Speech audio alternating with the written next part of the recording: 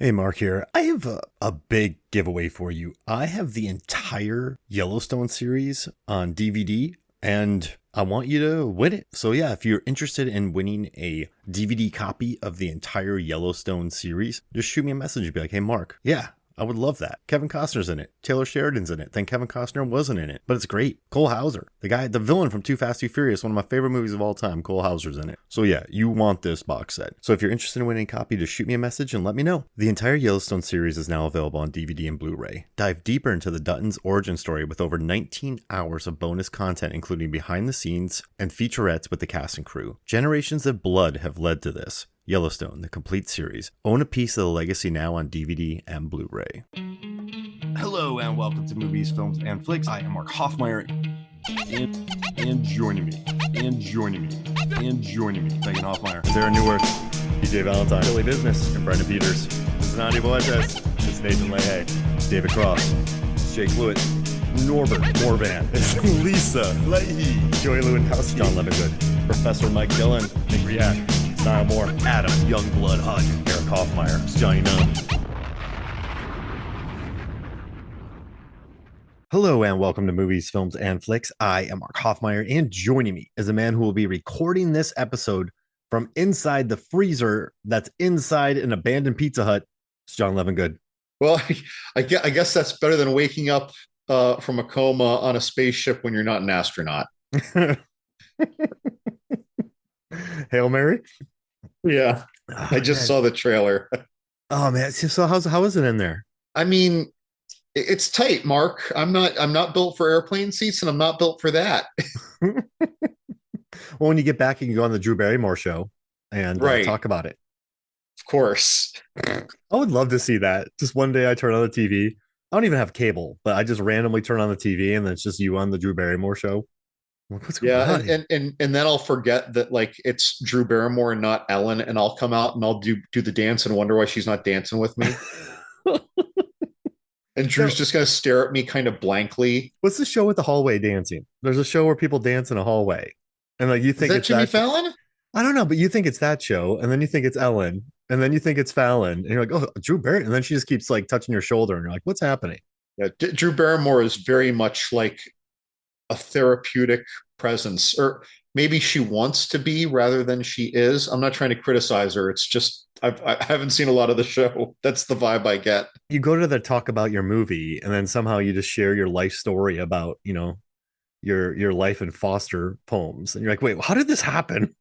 Speaking of which, we're talking about Drew Barrymore, and like she was the opening death in the original Scream. Yeah. In addition to her childhood horror movies, it's funny the turn that she took in her life. Now she's in Smile 2, talking to Sky Riley.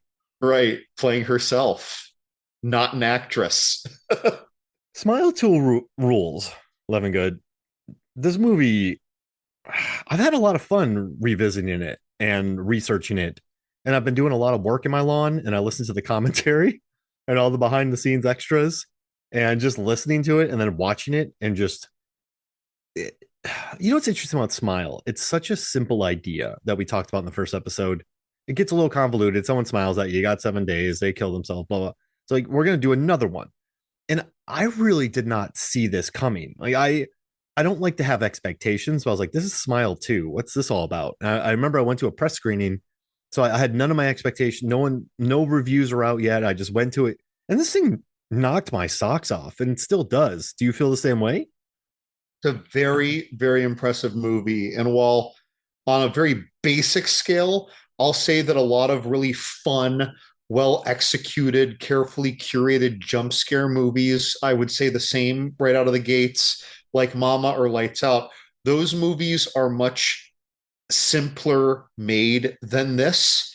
In this, everything's outstanding. And the performance art motif that is layered through this is like kind of top tier film attention getting, even though this is essentially, again, a very well curated version of one, but a jump scare driven movie. There's some good dread building as well, but at the end of the day, this is a popcorn flick that is not highbrow at all, even in concept, but then it has a highbrow application of the performance art motif. And I thought it was so impressive. And that's putting aside the great performances that everyone does, the outstanding editing that really built the Yeah. tension. This is great on every level. And again, at the end of the day, this isn't It Follows. This isn't something that had a particularly clever idea, or the idea is the motif, not the premise. The best thing about this movie is it's like the premise is the eighth best thing about the movie. In Hmm. horror, usually the premise is the first or second best thing of the movie, you know? So I agree. This is a really impressive movie. The first one was too, this one even more. And just thinking about, Parker Finn, he made Smile. It was supposed to go to Paramount Plus, went to theaters, was huge. And I think basically they're like, hey, make another one. And so you're like, okay, I got to make another film about someone smiling. And the great thing about it is it passes on from person to person. So, I mean, the opening wonder of this movie, where poor Lewis just gets absolutely not Lewis, I'm sorry, where poor Joel gets obliterated and he passes it on to Lewis. It's such like a frenetic and excellent and almost comically dark thing because at the end, Joel gets smushed and there's a smile on the ground in his blood trail. And so it's this really interesting way of like, I'm gonna pass it on. This guy had a plan. He went to enact his plan. It went wrong, went to somebody else.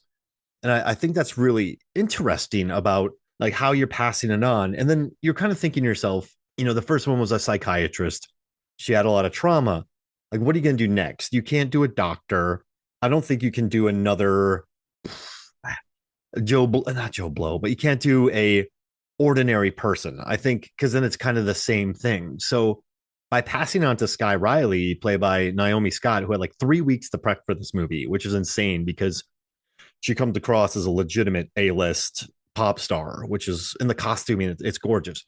But I love that she's coming off of, a really bad year of, drug addiction and death and kind of murder somewhat and just like pain. And then she has a tour coming up, and then this thing's harassing her, but everyone thinks that it's her past drug use. It's kind of an interesting idea, and I think that it carries the film well. But like Parker Finn didn't just make this movie and then make it worse. Like I know what you did last summer, then I still know what you did last summer. Like he took the $28 million that he was given, and he, like you said, he made some really impressive decisions in this. Everybody made impressive decisions. I mean, the costuming, the stadium that they shot in, or the arena that they shot in, Sky's apartment, just the various locations. Like they handled the budget really well, and it's just it's one of those movies where it could have been phoned in, but instead I guess they really tried on this one. But like you said, it's still a very horror friendly experience with the jump scares and like I think it delivers what mainstream audiences want. But then I think when you're like a cinephile or someone who really appreciates even like It Follows or the A24 type style, I know there's some people who don't enjoy this, but it's just nice watching them put so much work into this, and I think it comes together really well. Yeah, yeah, in an era where I only go to see a movie in theaters about once a year anymore, like it's nice to see that. Well, I don't want to call it scrappy. It's a $28 million budget, not a $4.8 million budget, but still, Yeah. like a lot was done with this, and I love to see people inspired. The gore team was inspired. The Oh yeah. wardrobe and set design people were inspired. The writing was very clever. The direction had, well, I don't know who's really involved in making the motif work. It's a lot of people, but the motif itself is like, it's not like a character. I don't know how to put it, but you feel it. You feel it actively.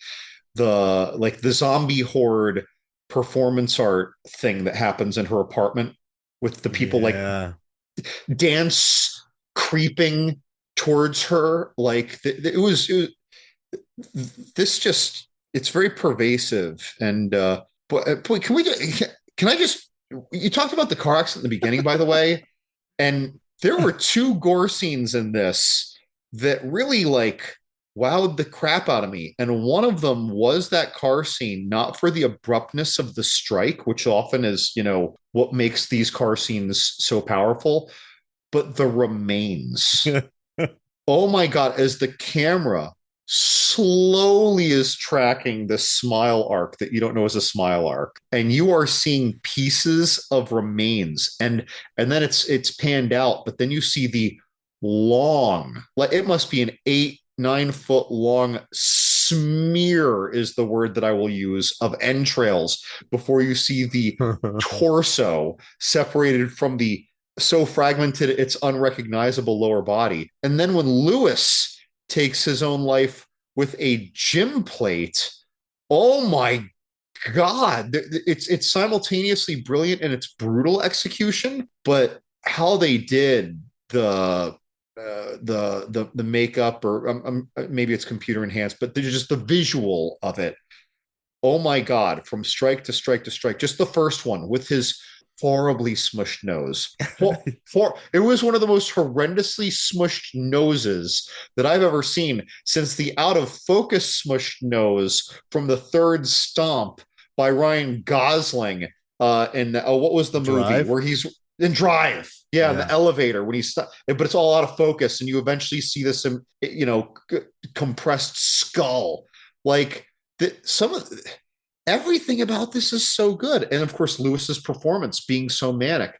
Again, Naomi, like you said, her performance being so manic. The manic in the beginning, Joel. So the mania in this is really strong, and everyone is just bringing it. And the sense of humor, I think there's a sense of humor too when the blood trail with the smile. I think when Dylan Galula from the movie Shithouse first gets introduced, she grabs that little statue, and I think everything at the end when our hero Sky Riley, when she escapes from the facility thinking that she killed her mom, but like this, she has a hoodie with her face on it, and she's just this tiny person running around with a gun, just pointing at everybody, and then just like cruising, like I'm going to Staten Island. Ew, why? And just cruising through there, and how heightened it gets. Like she steps on the glass and has to pull it out of her foot, and there's just all this mania. Like there's a dark sense of humor. Also, there's a scene in the bathroom where she goes and tries to pack a ton of stuff, and she just trashes the bathroom, and all she takes is her toothbrush. Like there's a fun sense of humor in this movie as well. I think Smile, I think, was definitely more serious, and it tackled more uh, serious issues. This one definitely does as well, but also I think it doesn't forget to have a little bit of fun with I it as think well. I know what you mean, and I was searching for a way to explain the comparison of the two movies. And it's like this movie is intense. It's always intense. It doesn't mean that it's dire though. Part one was dire. Yeah, Dire gave it its intensity. And this, it's more the mania that makes it intense. And the mania is present in part one. That's not what made it dire. I don't know. It's interesting how those feelings are so different between the two movies. People say, oh, well, Alien was more of a drama sci fi and Aliens is more of an action movie. But those aren't feelings. Those are, that's an entirely different canvas for your movie. You know what I yeah, mean? mm-hmm. These are very different tones, but they're Absolutely. both in really intense things. But this one more fun while being intense. Again, it embraces its jump scares a little differently. Its jump scares aren't meant to scare the piss out of you. Its jump scares are almost meant to make you jump and be like, oh, holy shit. Like, well, with some exception, right? Some of them are just The Rosemarie DeWitt one, geez brutal. Louise, when she's talking to her in the facility, woofda, Mm-hmm. that one got me bad. And can we talk about something real quick, John? So we're talking about the movies and how they have the same premise where it's not like an aliens type thing but what I find is interesting is the first Smile. We're just going along with Sosie Bacon as she figures out what it is. We don't know what it is. She doesn't know what it is. And then eventually we know what it is. So when you go into Smile 2, we know what it is. I mean, unless you haven't seen Smile, assuming that you've seen Smile and remember it and weren't three sheets to the wind. Okay, if you watch Smile sober 2 days before watching Smile 2 and you have a good memory, you you know what's going to happen. So what's interesting about Smile 2 As a like it's like Final Destination works because it's just coming up with fun kills. The Scream franchise works because it's just tying a new villain to the existing characters. Nightmare on Elm Street, Halloween, Friday the 13th is just bringing back the characters for more kills, new angles, new arcs. Quiet Place, it's just got to be quiet. Saw, oh, what are these kills? We need more kills. What's these kills? You got to escape. What's this? There's a lot more drama to it. But with Smile, it's a little harder though, because part of the fun of the first one was figuring out the mystery. So now that we know it, you almost think that it wouldn't be as intense, but it still really works. It's like, what do you think are some smart ideas that Parker Finn did to, audiences who are savvy to this, who know, have seen Smile and remember Smile? Like, what are a couple things that you admire that he did in this one to still keep it tense, even though you know what's going to happen? Yeah. I don't know if you can Yeah. answer that. Like, I think the oh, sorry, go for it. No, I was gonna say a little bit of it is the is playing with anticipation differently, because both movies play with anticipation, but in this he knows that you know what you think you're anticipating. It's kind of like, because the first Smile is like the first Final Destination. You're learning some of the rules, but once you see Final Destination 2, you know exactly how this works. You're trying to trace who's going to die in what order based on what you remember in the original thing, but then they throw in some little tricks on you, right, and toy with you. So this is doing that in a less trickster way. But yeah, that's the one thing that comes to mind, is just that it gets to subvert our expectations, knowing that we think we know what we're expecting. That's a good point. So, and what's interesting? He still does deliver the kind of what we expect, but then he also delivers what we don't expect. Like, there is the classic gag where the first one she's looking at the computer, this one she's looking at what she's looking at her phone, and then there's the jump scare from the side. Then in this one too, the first one she kills Cal Penn, and then in this one she kills her mom, but it's all just that none of that ever happens. So there are some of the same plays, but like he does it on such more of a grand scale on this one, and introducing other characters. And I think in the first one, the character of what Dylan Galula as Gemma in this one, she adds another element, because this thing's like sleeping with her or in her head, and like taking up like space in her head, thinking her friend is sleeping in the bed next to her. It's really sort of devious. And also, I think bringing in Morris, the nurse, who, okay, I gotta stop. John, you're Morris. You know that this thing has gone back a long ways, and you have 15 kills that are tracked back from this. I feel like if you're not crazy and you walk in to talk to a detective or somebody, and you're like, hey guys, please don't think I'm crazy. I don't know what's going on, but I've noticed a coincidence. Can I explain it? And then you like work your way all the way back. Don't you think police officers or like level-headed detectives maybe like would be like, that's odd. We should maybe check this, right?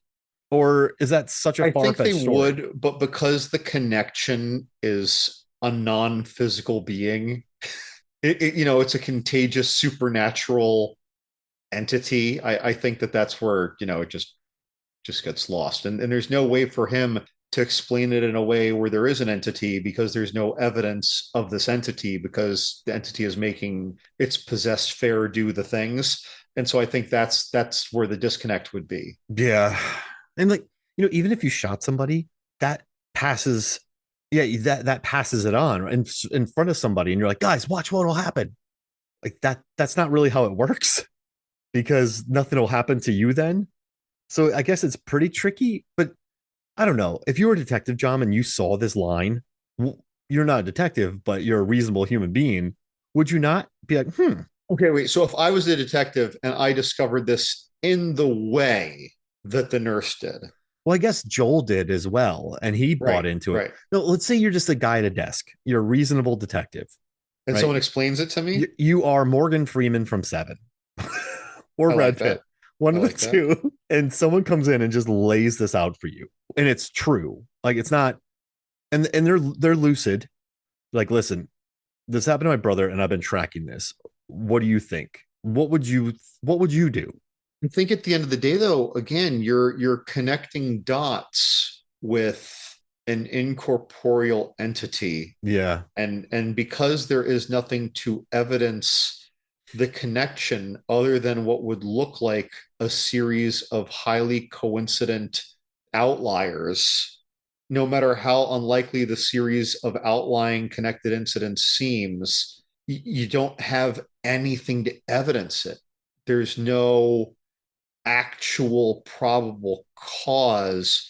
But again, there's nothing to even suggest probable cause unless I believe there's a supernatural entity. So this is like, if I don't believe that there's a supernatural entity or the possibility of one, and that there's a good chance that I trust you about it, it all falls apart.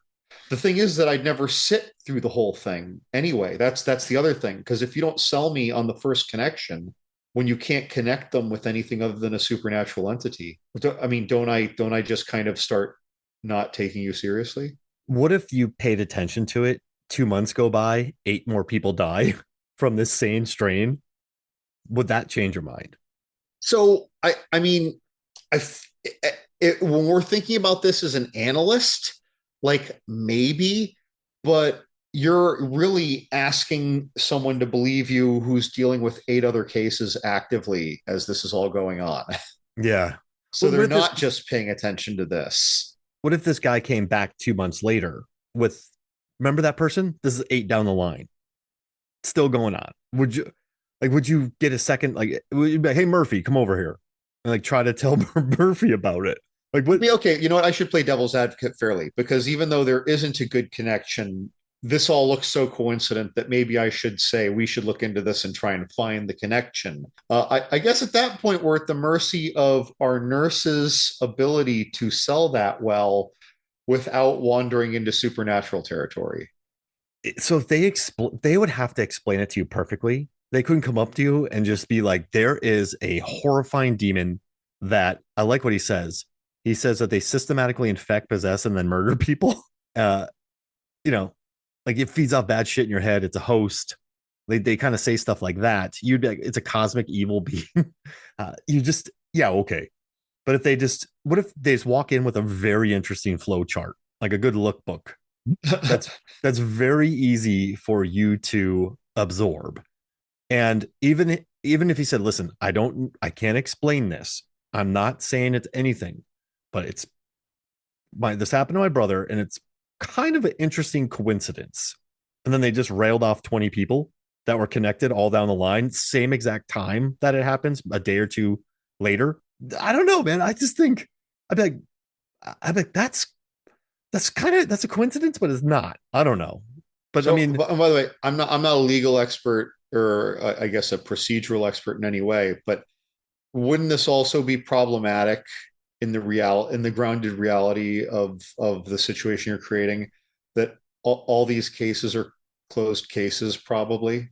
yeah, because So of it's like there's no suicides. it's literally like kind of a violation for them to continue looking into them in some ways. I don't know if I'm wording this correctly. Anyone who's like a cop listening, but I'm doing my best based on what I know from seeing like Ice T and SVU here. Okay, so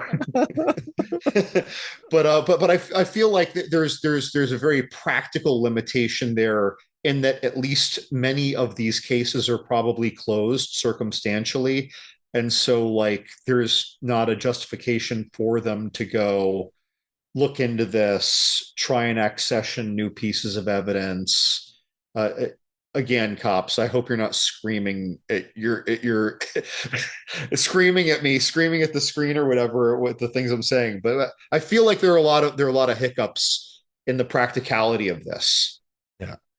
Well, how long would it have to go for someone to just be like, this is like 100? If you documented 100 in a row, would that then, yeah, we're getting nowhere with this. I just think it's interesting. I don't know. Maybe we should do an episode on how to catch the entity. But But then I start wondering if the person who came to me is so obsessed with this, where if you keep looking for something, you're going to find it. yeah, but I guess Like it's a proof though, right? Everyone who sees this kills themselves 7 days later. Like, then that's not like making up like it's not going, listen, 2 plus 2 equals 4. 4 times 4 equals All 16. right, that's interesting, right? This person died. This person witnessed it. 7 days later, this person who witnessed it died. This person witnessed that. 7 days later, the person that actually is in itself, it is a very convincing piece of holy crap, Yeah, like exactly. what's going on. Yeah, And yeah, the more people you get past, let's call it two or three, the less someone can call it coincidence and say, of course it happened on a Saturday. That's when all the crazy shit happens, you know? full moon. Yeah, wait, Of course, full, it's always 7 days later. get out of here. Yeah, so I don't know.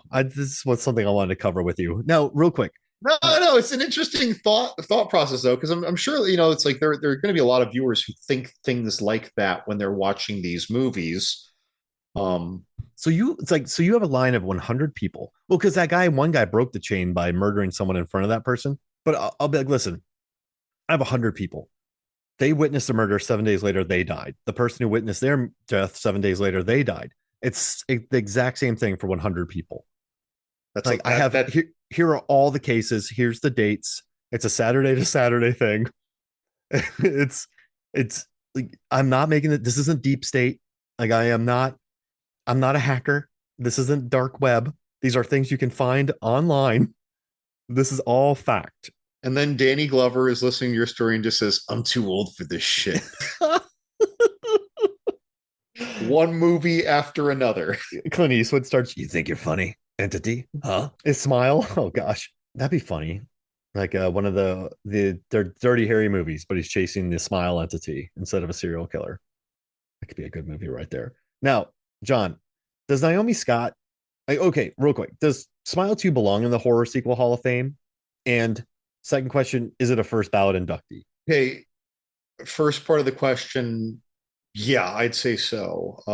Especially since, you usually don't have a horror sequel, but every, we'll call it 3 to 5 to 8 years throughout time on average that kind of hits this level. Phantasm 2, Nightmare on Elm Street 2. Like there are only so many sequels that really hit this hard. And more specifically, maybe harder or intriguingly differently effective than their predecessors. Hellraiser 2, again, kind of wacky, but some people just love that bonkers shit like me. So, yes, horror sequel Hall of Fame, absolutely. First ballot inductee. So in the first year, 5 movies are inducted, 5 sequels. Now, I'm going to read some sequels to you. And let's try to pick some first ballot inductees. Let's do 6. So you and I get So, 3. so are you doing all time? That's what I was curious All about with time. that question. So, I mean, we Okay, got, so you're not saying like within a certain, like no, a more localized recent time frame. yeah, let's just do all time, which makes it a little tougher. But I'm going to read some, and I asked on Movie Sons and Flakes Facebook as well. So I have Aliens, Evil Dead 2, Dawn of the Dead, Day of the Dead, Bride of Frankenstein, Nightmare on Elm Street 3, Dream Warrior, Scream 2, Wes Craven's New Nightmare, Final Destination 2, Scream 2, Doctor Sleep, Friday the 13th Part 2, Day of the Dead, Wreck 2, Halloween 2, '09, The Devil's Rejects, Friday the 13th Part 3, Jason Lives, The Return of the Living Dead, and Creep Show 2. So how many are on the ballot? So 5. Let's do So, 6. You pick 3, I pick 3. boy, I'm just inclined to say no right out of the gate. Then that's too much. Yeah. Because It's too I think much. Dawn of the Dead for me is a first ballot inductee. Even though Nightmare on Aliens Elm is Street 3. yep, knows 3, absolutely. I think Aliens, even though it's an action film, I would just put it in there just because there's still a lot of horror elements to it. For me, I would put Evil Dead 2, I would Sure. do Bride of Frankenstein as well. And then let's see. What else would you add? Like do you think Bride it's of Frankenstein is one of the classic ones that people yeah, like to bring up. Yeah. Doctor Uh, Sleep is a good call. Devil's Rejects is a good poll. Scream 2 came out a year after Scream, and it's really good. Final Destination 2 is like lingered in the memory. But I think if I'm doing 5, I'm taking Dawn of the Dead, Nose 3, Aliens, Evil Dead 2, and Bride of Frankenstein. Those are my 5. I think they're good picks. Yeah, I'd go with more of like a Final Destination 2 swap out there Oh, from okay. Let's add that. I, again for pure bonkers potential, but also immense world building. This is one of those things where like Alien to Aliens and Smile to Smile 2, they totally changed the tone. It's not just a few different ideas. Hellraiser to Hellraiser 2. Hellraiser 2 gives you a worry. Yeah. Hellraiser introduces you to an idea and a house. Like there's a chamber thriller and then there's a universe. Like, so I think Hellraiser 2, which also just went bonkers tastic on effects and just this demonology notion. So like I think that's in there. And Final Um, Destination 2 also features a character dying and then losing the curse, which they right. Oh tried yeah, with Final Smile. Destination 2 though. Also just amazing movie. That movie Final Destination 2 and 5, I Yeah. feel like had the superior death sequences, but of course, it's not just a death scene then. You are recounting that, and that is kind of your like movie watcher's abacus for trying to calculate what you think is going to happen through the remainder of the movie. And the characters are doing it with you. So, like, that's just, boy, I'd almost put Final Destination 5 there too. That was Because that the way was it's a so prequel, funny. that was a wonderful idea Right, to and it make was that a a prequel. surprise prequel. That's the other. You don't know it's a prequel until the last 60 seconds of the movie. That's pretty cool. See, I think I would make 5 a second ballot and 2 a first ballot because of the log truck, the elevator scene, the gas At grill. Like I mean, the the end. spaghetti death, the ladder. There's a lot of really interesting concepts and deaths in that one. It's super clever, Oh, and the yeah. kid gets smushed. So I think if we're From the operating, dentist. yeah, if we're operating on like I love 5, but I think 2 would be a first ballot for me at least. But I think if I had to vote for 1, it would be Dawn of the Dead. So it's, but I mean, also Romero had the luxury of changing the location completely. You know, Cameron kept Ripley, but it's a completely different movie. You know, Evil Dead, Sam Raimi is like, let's just remake Evil Dead with a bigger budget. So I think if we're looking at straight horror sequels, then I think, A true sequel, yeah, because Evil exactly, Dead 2 is almost a misnomer. like a Nose 3 or a Bride of Frankenstein, Final Destination 2, Smile 2. I think in those regards, those are direct sequels, if that makes sense, Yep. not like a trilogy of the dead. So I think if we're just looking and Scream 2, I think I would add, if we're just talking about direct sequels, I think Scream 2 is a good shout. Like Devil's Rejects, I would call that a direct sequel. It's a sequel, but it's such a different movie. Yeah, It yeah, features I the agree. same characters, but like if we're, I guess I'm just talking about like not much changes. The stories there, then I guess I would have to go like Nose 3, Final Destination 2, Scream God, while 2. we're at it, man, in the same way that Hellraiser 2 to Hellraiser for me, Texas Chainsaw Massacre 2 Oh yeah. to, Yeah, that's such a different to movie, but original it's TCM, great. like it's such a bonkers, like nutty movie. Like, It's fun though, and I think it was underappreciated. So, okay, I have another question for you. Naomi Scott's great in the movie. In a world where horror genre, like the horror genre wins awards, should she have been nominated for an Oscar? so okay, my gut is to say yes, but I don't have a good mindset of who she's really competing against for the year. Okay.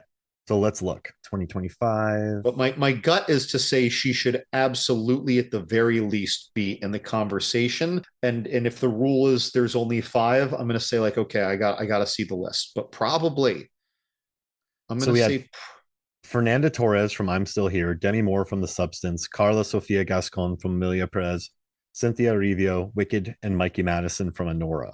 Like, I think she could fit in here. I did you think you say could, Nora? yeah.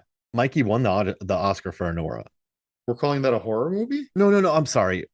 Just in general. Okay, let's do a horror awards. Yeah. Okay. You know what? So, I was thinking of that as horror awards. Okay, so you mean just as a best oh, I actress got something Oscar for you though. contender?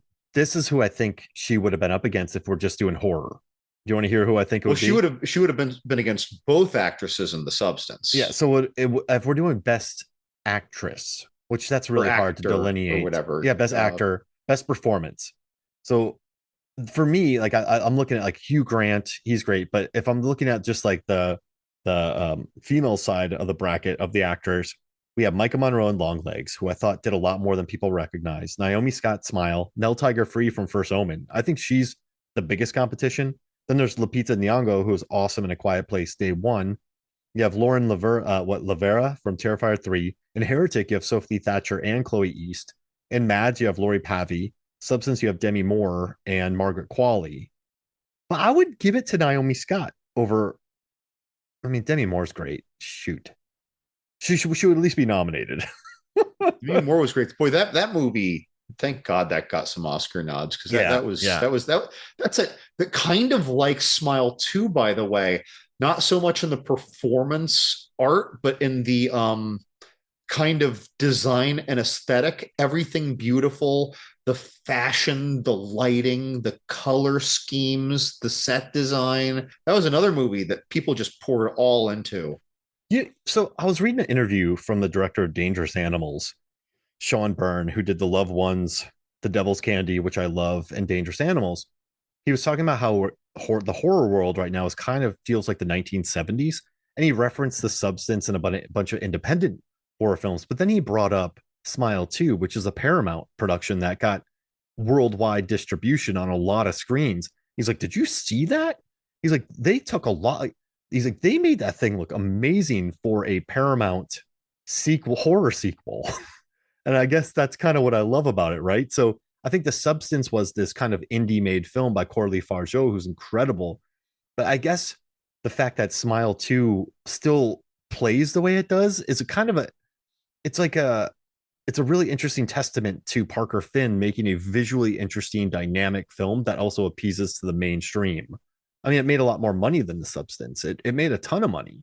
So I think as far as like a big budget, not a big budget, but a mainstream horror film, this one kind of went above and beyond. Oh yeah. Yeah. And I know I keep saying that, but I like there's that scene that's all in red when she's performing and just there's that scene where she's yelling at her assistant, which poor Joshua, about trashing her area, but she's dressed up in this bright red outfit. God, And his reactions to his almost like twitchy, shocked reactions. yeah, just can you get me a soda? Oh yeah, I can do that. And then just her speech at the foundation when she has smeared lipstick, and then the Ray Nicholson pops up, Jack Nicholson's kid, and then she tosses the old lady on the ground, and just the hoodie work. It's a very physical performance when she's in the car, just screaming her face off with all the bloody teeth. That's a that's a hell of a. I remember watching it and just be like, this lady. I guess I never expected that from a Smile 2. Like I would have expected that from maybe a A24 or Neon, but the fact that Paramount dropped this sequel that looks amazing really made me admire it. And but yeah, she really all the Voss chugging in this one. A lot of Voss chugging. Dude, it's like I've never been made to feel so uncomfortable by water chugging. Like even Jarhead couldn't compare. And like she had 3 days to prep for this. And there's that opening rehearsal scene where she's getting spun in the air and like the camera follows her. Like I love that scene. It's a I don't know. It's like Scott put some work in for this one, but I think that's just. I guess for me, I was surprised. You know me, I don't go in with too many expectations, but this movie just still blows me away about how much work she put into it, and I really like that. So, like, what are your favorite moments from this? So one is the again The wait. the weight death with Oh, Lewis. That is just it's so intensely executed and then just visually like titillating, I guess, as a Gore fan. But then the other, well, so I'll call it the performance art zombie horde oh yeah, in that her was awesome. apartment. That was a really cool, super creepy thing. And then once they got a hold of her, like I just thought she was going to wake up when I first saw it. Like I just thought that was it. Or then she just screams and they're not there. But no, like it kept getting a little more intense then too. And then the most uncomfortable nudity I had seen in a long time with her number one fan Oh in her yeah, home, the staring at her dirty motionless underwear. and then suddenly sprinting at like there was some solid gold moments in this. And then just like the finale of the original, even though we've already seen this monster, when that thing emerges from her belly with almost like a clown car impossible size emerging from there, like with these odd proportions. It's almost like this macabre low budget Jim Henson in shape, but high budget horror in its skin, I guess. Like that whole thing, like that's fantastic. I love the reveal of the ending, by the way, just that she's there at a concert. Yeah. And it's like, oh shit. Like, because you never think that. And all the time you're watching this movie, what if two people witnessed it? Like, we just haven't been presented with it, so we weren't thinking about it. Oh, what if 30,000 people are presented with it? What happens to Earth? Or, Does the well, maybe entity not Earth, but what happens to that city after that concert? can the entity cover that much ground? Is it that like that's a lot of work? If that may this entity seems pretty busy. Like, it's like one at a time and then 22,000. Could it this is all hypothetical, but it doesn't seem like an omnipotent thing, does it? It just seems more like I a mean, I parasite. want to say no, but maybe it's just that we never saw it have the opportunity. Yeah. I don't, I But it don't can control really. situations though, right? Like it got so this is kind of what I'm thinking. It got her. So as soon as she went back to her house and the dancers attacked her, she maybe didn't go to the hospital because then the mom is alive at the end. And so she didn't stab her mom in that building. She never went on that chase to the abandoned Pizza Hut. So then she might have just woken up and it just controlled her getting there.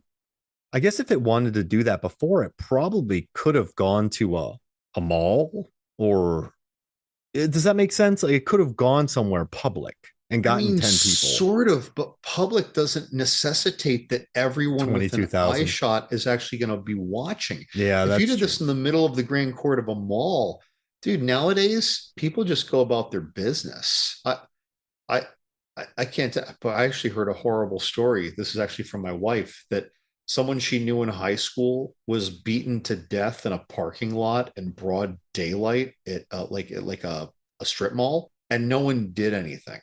And there Oh, were geez. plenty of witnesses, and just no one even did it. No one called anything. No one said anything. But the other thing is that some people just saw part of it and then just like left. Yeah. So But it's like it, I feel like we just live in this era of, yeah, a bunch of people are just going to watch, sure. Oh my gosh, though, you know what, Mark? To your point, and it, yeah, wait, I gotta play your point. If it happens at the mall and just one person pulls out a phone and streams it, if it's live, does it count? If it's through a screen, does it count? that's a tough one, right? Because Not recorded, live, but it's not really there. So it's not like the Azazel Denzel Washington fallen situation where it travels through a breath to its next host victim. But in this case, it had, yeah, everyone was just there. We're just implying that it's whatever, yeah, the that 22,000 brings up people. radio waves, and they're all filming it too. So it's like I don't. That means it would have to get into the. It would But somehow. It would but it's somehow. but it's also a cosmic being. Yeah, that's So true. like, is it that it infects you just because of what you witnessed? Or is it infecting you because it, by some preternatural manner, physically goes and infects you because now you're vulnerable because this set of conditions has been met? But once we talk about this set of conditions being met, that's basically magic, right? Like, so I mean, there's a lot of hand waving to be done here, but you could come up with a lot of possible credible results here. I don't know if I like the live streaming one, like back when Yeah. Periscope existed or whatever. There, but or if it was on the news, if it was on the live news, I don't really think that should do it. Because that's multiple But levels then, right? Because you have a tape at the. They're playing it through a tape. The news anchor's talking about it. That's being oh filmed on no, the I mean if camera. it's live. I mean Oh, if okay. it's live though on the news. Once we get into the tape, now we're getting even yet more remote, because now what if someone watched a video recording of this happening 18 years ago? Oh gosh, yeah. Right? because they were But then seeing. again, maybe it's playing the same rules as Samara in The Ring. It doesn't matter how long that tape has been sitting around. If you watch it, you're going down this bad path. Yeah, 7 days getting that well. Also 7 days. But you know, but such. You know what I like about it? It's such an easy idea to follow. Just like it follows. You get this thing, it's going to follow you. You find this tape, it's going to track you. You see this thing, it's going to track you. So it's so accessible for people. But what does it also say about like cosmic entities? So this thing is clearly a parasite who feasts off bad stuff, presumably. It's never said it, but when it looks at Sky, it's like, I've been waiting for you for a long time. So did it get to Joel and then get in Joel's head to go to this place to get Lewis there so that Lewis knew Sky and from high school and she bought her drugs from him? Like it wanted to get to her specifically before it had her. Yeah, because it said I've wanted you for a long time. Is it just a fan? Can this thing listen to MP3s? Like, is it aware of like social media and movies? Sure. I never thought about that. Because it says I've been waiting for you for like 7 days isn't a long time for a cosmic being. So, or a hell demon, who knows? Time probably doesn't have much of a meaning. So, well, and it seems that it can toy with its victim over what is perceptibly a very long period of time, which is really just a moment. Yeah. Yeah. Because she had that whole run and then she was at her concert. This is crazy, John. You know what cosmic beings, man. Understands them. I love the framing of the scene at the bar when she goes and meets the nurse for the first time because she's looking at him. Like, I like the way it's shot. I think they found a really unique way to shoot a bar scene, and that made me happy. And I like the way that they shot that. I just want to put that out there in the world because I've always been impressed. And this is a little off the topic, but I sent you this question. So, like, in all of cinema, John, which fictional pop star band would you like to see live? Like, you're at their concert. I knew the answer like in a nanosecond. Rockstar? Yeah, Steel Dragon. Absolutely, Steel Dragon. Yeah, it's absolutely Steel Dragon. I love all their songs. And you can see Oliphant. It doesn't even matter. It doesn't even matter if it's Oliphant. It can be Oliphant's character. Dude, their music was awesome. I loved that. And did you just know that because I've brought it up over the years? Yeah, I don't know why. Okay. I just knew it. It was just there. For me, like my first thought was the Lone Rangers, but I don't think they would be that good from Airheads. Then I love things, but then I thought, like, if it's I would love to go to the Scott Pilgrim shows because there's that DJ battle where there's dragons. Like, if you're in the crowd watching that, that'd be awesome. And they seem to really rock Sex Bob-omb or the Clash at Demon Head. There seems to be a lot of like pulsating energy and just danger at these shows, and they seem very loud and kind of awesome. So I would love to go to a Scott Pilgrim, like probably Sex Bob-omb or the Clash of Demon Head. I actually like Metric a lot. I love Metric. So like watching the Clash of Demon Head would be fun, but also, I don't know, Sex Bob-omb, they'd probably drop like a 25-minute set that would just rock. And you see the music coming out. So one of those bands. So I've got a second place, and the second place has been talked about. First of all, I've loved this since I saw the movie over 20 years ago. So everyone did. I'm going to say it, and everyone who knows this movie, especially if you're at the right age to have seen it. What year did it come out? 2004, I want to say. Is it like Anna Faris from Just Friends? 4 or 7. No, I don't like her music. No, I don't like that character's music. I just want to see Anna Faris perform in front of a crowd. So, but this was on a podcast not super long ago, where someone brought up that of all the cameo characters, this is one of the most memorable cameo characters. Scotty doesn't know. Yes, it's for Scotty doesn't know, and it's like it's just one of the most. But for me, it's just the song that does it, but the performance by the band in the movie of the song, outstanding. The whole scene, outstanding. It plays critically into the plot of the movie. It's Matt Damon. The song is actually good. Yeah, like it rocks. It rules, and it's a whole song. It's not like not like there's a movie and there's a band and you hear like one verse of something that sounds catchy. You hear from start introduction to absolute finish the entire song.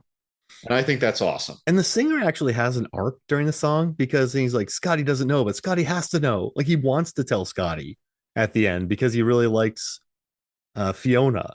He's like, Scotty has to go. Like, so at first he's kind of making fun of Scotty because they're hooking up and he doesn't know. But by the end of it, the guy's like, Scotty, but he's got to know. Like, I'm going to tell him. Scotty doesn't know. Like, so he actually wants to get with this girl and have her break up with Scotty.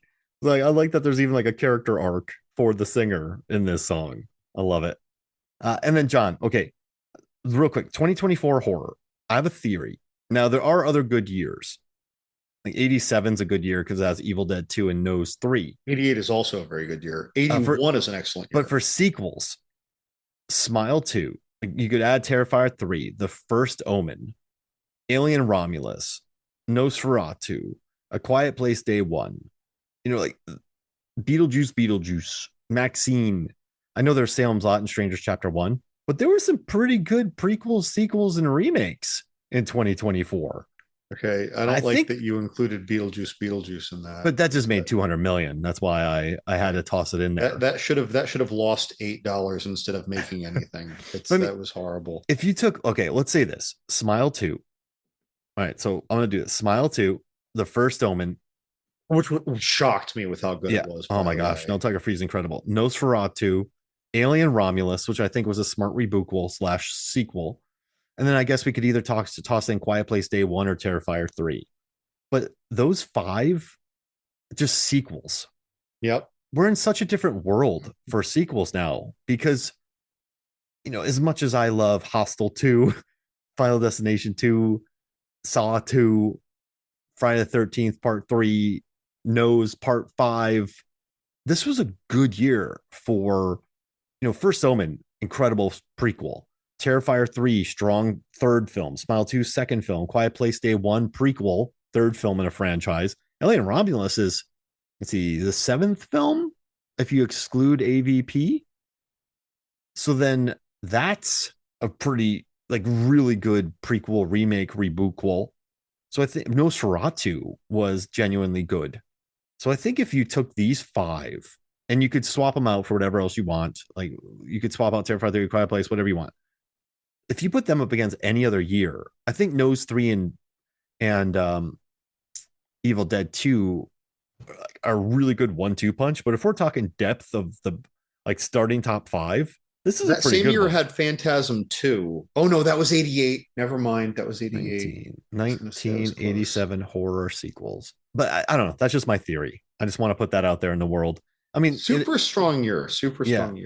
And then also, I came up with a list of the horror sequel performance Hall of Fame, and I want to, if I have to induct 5 from the list I have, these are the horror sequel Hall of Fame. I'm going to give it to Bill Moseley from Devil's Rejects and Texas Chainsaw Massacre 2. He just gets in. He's 1. Then I think I'm going to go with, let's just assume Sigourney Weaver's already in from Aliens. I'm going to go Michael Fassbender from Alien Covenant, Rebecca Ferguson from Dr. Sleep, Naomi Scott from Smile 2, and then Dawn of the Dead is so good. But then I'm going to go Nell Tiger Free from The First Omen. But according to Johnny Numb, he thinks Brad Dourif from Halloween 2 should be in there. You know, there's Mia Goth from Pearl, John Goodman, 10 Cloverfield Lane, Emily Perkins from Ginger Snaps 2, Anthony Perkins from Psycho 2. But that's my list. I want Fassbender, I want Scott, I want Moseley, Nell Tiger Free, and Ferguson from Dr. Sleep. I think that's a good list. But by the way, earlier when you were rattling off some horror sequels, by the way, you mentioned 2 more horror sequels that kind of pulled an Aliens. Which ones? Saw 2 and Hostel 2. Yeah, they get bigger. Well, no, yeah, but I mean, totally different angles. Like Hostel was all from the viewpoint of the victims. Hostel 2 was from the vantage point of the abductors. Yeah. You were getting the abductors' story, not the victim's story. And then like in Saw 2, it just totally changed the the playing field, which is funny because then it kind of went back to a more Saw 1 platform, but when they were just kind of in the group House of Horrors and Saw 2, that was a very like style turning sequel too. That needle pit. Oh my God. It's the worst. It's the worst thing ever. It's And the worst. yeah, in case people are wondering why I didn't include Speak No Evil, is I think that might be my least favorite movie of 2024. Just putting it out there, Because John. that was a remake of something just a couple of years earlier, right? Yeah, and European. so like they released Speak No Evil, and the original Speak No Evil is brutal. It is mean and funny and bleak and dark. But then they're like, all right, let's make a remake, but let's take out everything. It's British. Oh, okay. Well, let's lose that. Let's change this. And like, oh no, we can't do that. And then let's just make this. And then it's just pointless. It's just a pointless movie. So I'm just putting it out there, John. I'm not a So fan. I saw Speak No Evil, and I thought it was a perfectly serviceable, well-produced, decently made thrillerish movie. But when I watched it, I'm like, oh, this is that horror movie that the couple that doesn't like the horror movies that we like goes to see. Oh, the Like, remake. Yeah. well, but like it's like just the horror movie for people who, oh no, that's too gross, that's too mean. I don't like the ugly monsters. That's a stupid supernatural premise that would never happen. Those kids would never make that stupid decision. Like when you take out all those blanket criticisms that make certain people just decide they don't like horror, this is that horror movie that they'd go see and be like, yeah, that was good. I thought that was a good horror movie. No, exactly. But it just annoys me that they went from the diabolically dark first film, and they went, yeah, we can't do that. No, we're not gonna do that. We're not gonna do that with this one. Was Funny Games, because I don't remember the original. I saw it too young. Funny Games was remade. Was that a similar thing, or did they keep? Do you think they maintained the brutality in the Tim Roth uh, remake? I mean, it was the same director. Was it? So yeah. Okay, so So I probably. think it just maybe from what I remember, it's just a little bit more polished. He pulled an Evil Dead too. Yeah, exactly. And I mean, I don't. I probably prefer the '97 one just because it's so much more low grade and like lesser quality, but it's still really good. But yeah, I mean, It has a Haneke, fancy cast. like he wrote and directed them, so it's like sure. That's um, interesting when that happens. Kind of like what was it, the Ju-on and the Grudge movies? yeah, Same director for Ju-on 1 and 2 at the very least, and the American Grudge 1 and 2. I don't know if he went further with both series or not, but I appreciated that about it. Actually, I kind of like that. and, yeah. So I mean, I don't. I think sometimes when a movie is, you watch Texas Chainsaw Massacre, the original one, it's so grimy and gross that even if the same guy remade it with more money, the original is going to be a little bit more frightening just because of how lo-fi it is, and you just feel like you're living in it. So that's why I kind of appreciate that. And then, hey, I know I got to get you out of here, but a couple more things. I love the car scene when Nicholson and Scott are yelling at each other, and they put them up in this cool rig, and they put a camera in between them. And I just really like the way that's shot with that camera work. It I thought was that was really intense. neat. Yeah. Like we knew where that was leading to some degree. It's like we did, even if you didn't know exactly what was gonna, you kind of knew. Like, but that was like intense, and it's kind of like it did a good job, even though it knows that you are pretty sure you know what's going to happen. Again, this was the mastery of the mania of all the of all the actors doing these crazy characters. Like they captured that bleary-eyed, sweaty, clammy, hyperactive, drunk, coked up, whatever whether or not you've lived it, you've seen it probably in college or something. Like it's like most of us have seen that, Oh yeah. and Oh, and no one looks back at it with a fond memory. and I love the little. I don't know why they did it, but the little cutaways. He killed himself with a crowbar and then jacking himself like a guy pulled his Dude, yeah, jaw the off. crowbar, And and then the first time you see her, and there's the Barrymore, cutaway right? of her pulling out the hair. Yeah. All the hair pulling in this, by the way. Oh my God. There were like four different scenes. Two of the scenes you just see her pulling hair away from her head, and it's not even a big clump. and I'm just reeling at it. Man, yeah. She was just, So yeah. uncomfortable. And listen, I think it's just really impressive that Naomi Scott, she has the camera in her face a lot. I was reading the DP Charlie Soroff, and what's interesting too. They didn't lean as much into the darkness, and when I say darkness, is it's not like there's a couple apartment scenes, but a lot of the really good scares come from the bright hospital room and other during the tour and the air. Like I like how that does it. And also I like the wide lenses. Like they use these wide lenses and they're very close to sky. Like I thought it was real. Like they're in her face. Like when I talk about award worthy, I think Naomi Scott essentially feels like she has a camera 6 inches from her face for the entirety of this film, and I like that it does that, and I like that It's like we very don't Blair Witch in that way. right, yeah, exactly, and we don't really see from her point of view. It's just it's so up on her face and up close with her. We never see from her point of view, and it just makes you feel really claustrophobic. And when you watch as many movies as we do, it's just little things like this that are really smart that make me happy. So I don't know. I dig that about it, and I don't know. I kind of like that.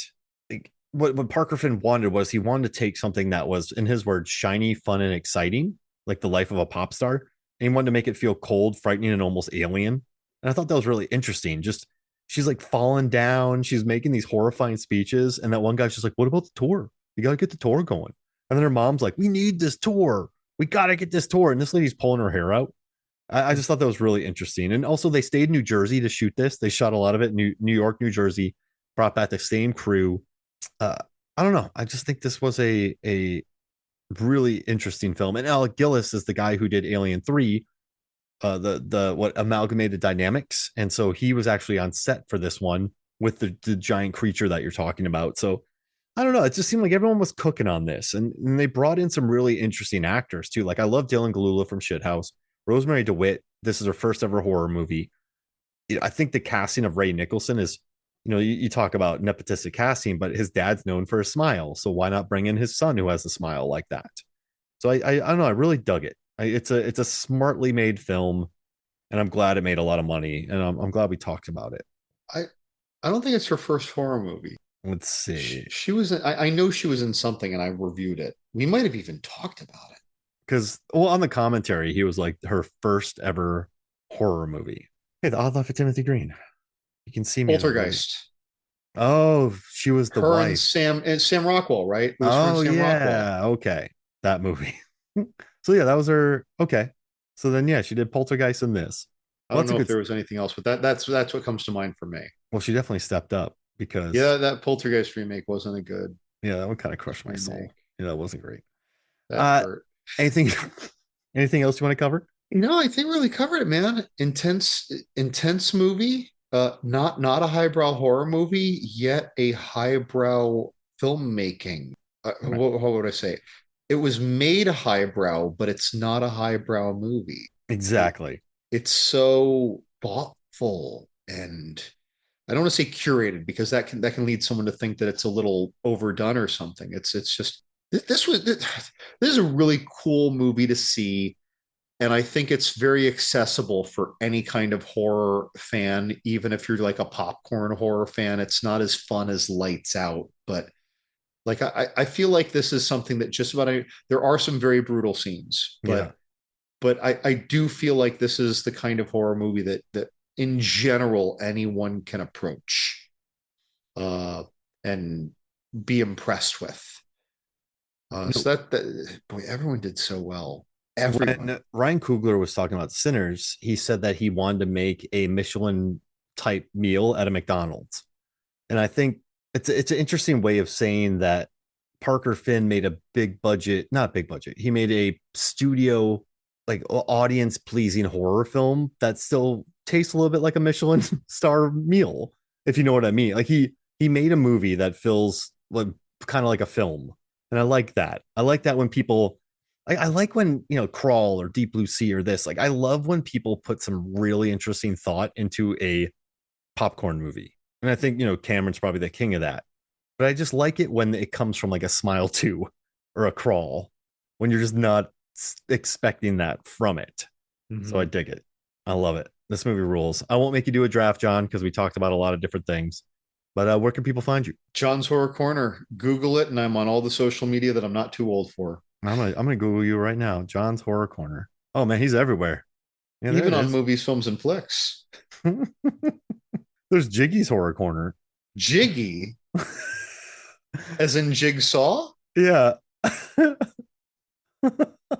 Well, I'd like to believe that I predate that one because I've never Yeah, heard you that do. one. You've been around for a long time. Not that I don't think that I'm the first person to put their name in front of Horror Corner though. I'm probably like the 47th, but I have a feeling that I have the most staying power of any of them. Yeah, you've been the most consistent. How We've about been that? at it since, or I've been at a year after you at least, but I think I've been at it since like late 2010 or early 2011. We've been doing the thing. All right, John. Well, thank you for joining me, man. So Cheers. yeah, for me, Mark Hoffmeyer, for John Levingood, this is Movie Films and Flicks. We'll see you next week.